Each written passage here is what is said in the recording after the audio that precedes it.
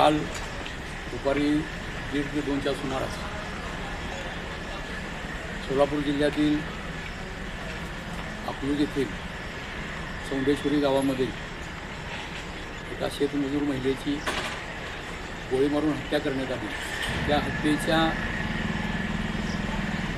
घटनेप्रकरणी आज सोलापूर जिल्ह्यातील व शहरातील सामाजिक कार्यकर्ते वेगवेगळ्या संघटनेचे या ठिकाणी विभागीय पोलीस अधिकारी सन्माननीय वाळके साहेब यांच्याशी भेट घेऊन घडलेल्या घटनेच्या संदर्भाने सखोल माहिती घेतली। या माहितीच्या अनुषंगाने आरोपी याचं नेमकं कारण काय या घटनेच्या संदर्भाने, शिवाय या घटनेतील जे कुटुंबीय आहे ते कुटुंब आज देखील भयग्रस्त झालेलं आहे। त्या भयग्रस्त कुटुंबाला पोलीस संरक्षण देण्याची प्रथमतः मागणी या सर्व शिष्टमंडळांनी केलेली आहे।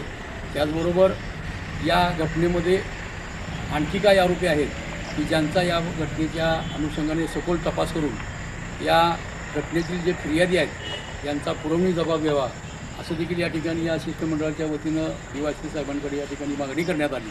तसेच ही घटना जी घडलेली आहे ही गंभीर घडलेली आहे, या घटनेचा मुख्य सूत्रधार कोण आहे देखील तपासलं पाहिजे। अशा वेगवेगळ्या 3 ते 4 मागण्या या ठिकाणी वाळके साहेबांसमोर शिष्टमंडळाच्या वतीने मांडण्यात आल्या।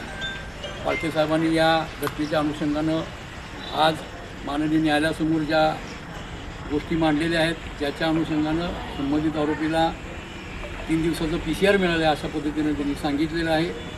पुढील या घटनेमध्ये जास्तीत जास्त सहकार्य करून ही घटना अतिशय निंदनीय आहे आणि जाणीवपूर्वक म्हणण्यापेक्षा ही घडलीच कशी याच्यात या संभ्रमामध्ये देखील पोलीस आहेत हे सगळे उकल करण्यासाठी पोलीस त्यांच्या पद्धतीने सखोलपणे तपास करणार आहेत आणि या घटनेतील जे आरोपी आहेत त्यांना कठोरात कठोर शिक्षा होईल अशा पद्धतीनं आम्ही तपास करू असं या ठिकाणी वाळके साहेबांनी आश्वासन दिलं आहे। एवढं या ठिकाणी बोलतो।